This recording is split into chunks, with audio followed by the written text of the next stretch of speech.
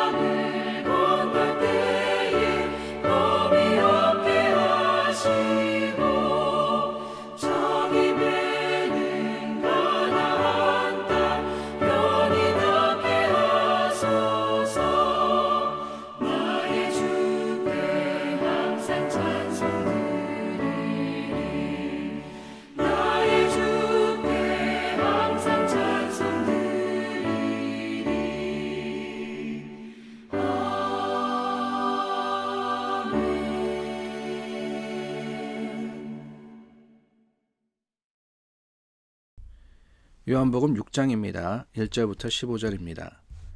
그 후에 예수께서 디베랴의 갈릴리 바다 건너편으로 가시매 큰 무리가 따르니 이는 병자들에게 행하시는 표적을 보았음이라라. 예수께서 산에 오르사 제자들과 함께 거기 앉으시니 마침 유대인의 명절인 유월절이 가까운지라. 예수께서 눈을 들어 큰 무리가 자기에게로 오는 것을 보시고 빌립에게 이르시되 우리가 어디서 떡을 사서 이 사람들을 먹이겠느냐 하시니 이렇게 말씀하심은 친히 어떻게 하실지를 아시고 빌립을 시험하고자 하심이라.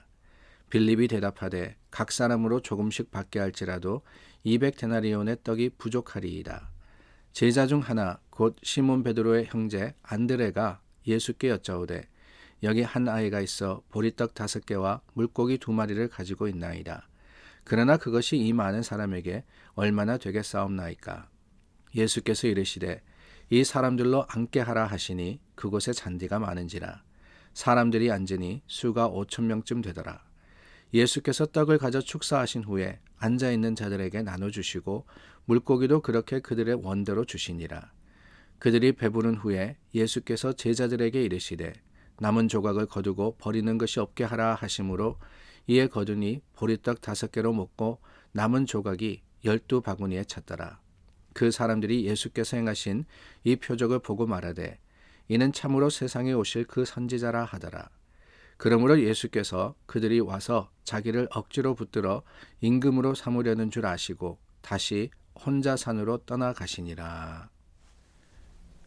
여러분, 말이라고 같은 말이 아닙니다. 말에는 사실의 말이 있고 믿음의 말이 있습니다. 요즘 장사하기 참 어렵지 않으십니까? 여쭤볼 때 그렇게 말씀하시는 분이 있죠. 목사님, 정말 힘들어요. 이러다 큰일 나겠어요. 정말 죽겠어요. 이렇게 이야기할 수가 있습니다. 그것은 사실의 말이에요. 요즘 경제가 얼마나 힘들고 물가가 얼마나 치솟고 있습니까? 그러다 보니까 힘든 거 맞아요. 죽을 것 같습니다. 그런데 여러분, 똑같은 상황이지만 그 사실의 말만이 말이 아니라 또한 믿음의 말이 있는데요. 요즘 어떠십니까? 여쭈어볼 때 너무너무 힘들고 너무너무 불황이지만 하나님께서 언젠가는 잘 되게 해주실 거예요. 하나님께서 지켜주실 거예요. 이렇게 말씀하신다면은 그것은 믿음의 말이 되는 겁니다. 교회 사역도 그렇습니다. 이래서 저래서 안 되고 이것이 부족하고 저것이 정리돼야 됩니다. 사실이죠. 교회 신앙생활 하다 보면은 여러 가지들이 부족하고 또 여러 면에서 우리가 고쳐나가야 하고 수정해야 하는 많은 것들이 있습니다. 그게 현실입니다. 그러나 여러분, 우리가 사실로만 이야기할 것이 아니라 믿음으로써 서로를 격려하고 위로해야 되지 않겠습니까? 부족하지만은, 연약하지만은 하나님께서 함께 하시면은 반드시 될 겁니다. 이것이 바로 믿음의 담대함이자 우리가 가져야 하는 태도이자 하나님을 향한 고백이 되어야 되는 겁니다. 사실의 말보다 사실 믿음의 말이 더 중요한 것이죠.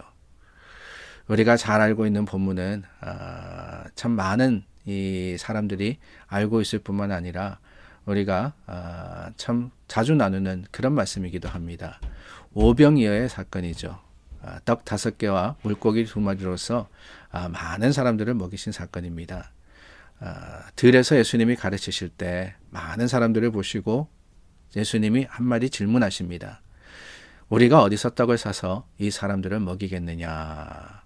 어디서 이 떡을 구해가지고 이 많은 사람들, 다른 복음서에 보면은 그때 모였던 사람들이 남자만 5,000명이다 그랬어요. 남자만 5,000명이다. 수많은 사람들을 먹일 수 있겠느냐? 이 말씀에 제자들의 반응이 3가지가 나옵니다. 하나는 여기가 빈들입니다 그랬고요. 2번째는 날이 저물었습니다 라고 했고, 3번째는 200데나리온의 돈으로도 부족합니다. 이 3가지로 예수님의 질문에 답을 했습니다. 가만히 보면은 틀린 사실은 하나도 없습니다. 모두 사실이었어요. 빈 들입니다. 거기 어떤 가게가 있었던 것도 아니고요. 갑자기 수천 명의 사람들이 먹을 수 있는 떡을 구할 수 있는 것도 만들 수 있는 것도 아니었어요. 날도 저물었습니다. 가게들이 다 문을 닫았어요. 동네 들어가가지고 사갖고 온다 할지라도 부족할 수밖에 없는 형편입니다. 200데나리온의 돈이 부족한 것도 맞습니다. 한 데나리온이 이 사꾼의 하루 품삯입니다. 그러니까 200데나리온, 그러니까 뭐 하루에 100불 번다라고 생각을 하더라도 여러분 어떻습니까? 2만 불이 되는 돈이 필요하다라는 거 아니겠어요? 그만한 돈이 필요한 거 당연합니다. 제자들은 사실을 이야기하고 있는 거예요. 하나도 틀린 것이 없었습니다. 그런데 여러분, 그때 안드레가 오병이어를 가지고 있는 이 어린아이를 데리고 와서 예수님께 말씀합니다. 예수님, 이거 갖고 되겠습니까? 이 작은 것, 하나의 한 끼 식사, 그 도시락이 여기 있는데 어떻게 해달라 그러느냐? 여러분, 사실 이것도 사실의 말이잖아요. 그냥 이것밖에 없습니다. 오병이어뿐입니다. 사실입니다. 그런데 여러분, 저는 그 안드레의 말 속에 믿음의 말을 듣게 됩니다. 그렇지 않습니까, 여러분? 예수님께 이 오병이어, 자기가 스스로 판단하기에는 안 되는 거예요. 이거 갖고 할 수 없는 겁니다. 그랬으면은 포기해야죠. 그 어린아이를 발견했다 할지라도 예수님께 데려갈 필요조차도 없는 거예요. 시도해볼 가치조차도 없는 상황이었습니다. 근데 그럼에도 불구하고 그 오병이어를 가지고 예수님께 나아갔던 것, 거기에는 작은 믿음이 있었던 겁니다. 그래서 예수님께서 그 떡과 물고기를 받으시고는 축사하시고 제자들에게 나누어 주시지 않습니까? 예수님께서 축사하시는 것도 마찬가지입니다. 그 예수님의 말씀은 믿음의 말씀이셨어요. 그렇지 않습니까, 여러분? 물고기 2마리와 떡 5개를 가지고 누구 코에 붙입니까? 그러나 예수님이 축사하시고 나눠주라 하신 것은 사실에 기반하여서 지금 눈에 보이는 것을 가지고 하라는 것이 아니라 믿음으로써 행하라는, 믿음으로써 담대하게 이것을 하라고 하시는 권면이자 또한 도전이 아닐 수가 없는 거예요. 그래서 나누어주고 또 나누어주고 나누어줬더니만 어떻게 됩니까? 5천 명이 실컷 배부르게 먹고도 그리고 12광줄이나 남는 놀라운 기적의 역사가 일어나지 않습니까? 이것은 믿음의 역사였어요. 이것은 믿음의 선포였습니다. 오늘 저와 여러분들도 어떻습니까? 하나님이 함께 하시면 됩니다. 아무리 현실이 어렵고 힘들다 할지라도 지금 내 눈에 보이는 상황은 도무지 위로가 되지 못하고 또한 힘이 되지 않는다 할지라도 주님이 함께 하시고 주님의 말씀이 있는 그곳에는 할 수 있다. 할 수 있다. 할 수 있다 하시니는 나의 능력 주 하나님. 이것을 믿으신다면은 오늘 우리의 입술은 사실의 말이 아닌 믿음의 말로서 충만해야 하지 않겠습니까? 사랑하는 여러분, 세상이 아무리 힘들고 어렵다 할지라도 여러분 하실 수 있습니다. 하나님께서 도우십니다. 하나님께서 이루십니다. 예수 그리스도의 이름으로 선포하시고 예수 그리스도의 이름을 의지하여서 오늘 하루 믿음에 도전하시는 하나님의 거룩하신 백성들이 다 되시기를 예수 그리스도의 이름으로 축원합니다. 기도하겠습니다. 참 좋으신 하나님, 우리 입술을 지켜주시옵소서.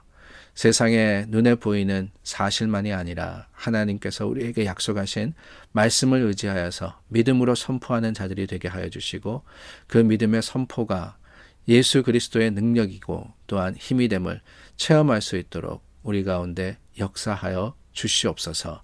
예수님 이름으로 기도드립니다. 아멘. 오늘 우리 조금 더 담대하게 조금 더 하나님의 그 말씀을 의지하여서 큰 기도의 제목으로서 주님 앞에 나아갈 수 있기를 바랍니다. 용기를 가지고 주님께 아뢰시기를 바라요. 믿음의 소망으로서 하나님을 구하는 저와 여러분 되기를 원합니다. 기도하겠습니다.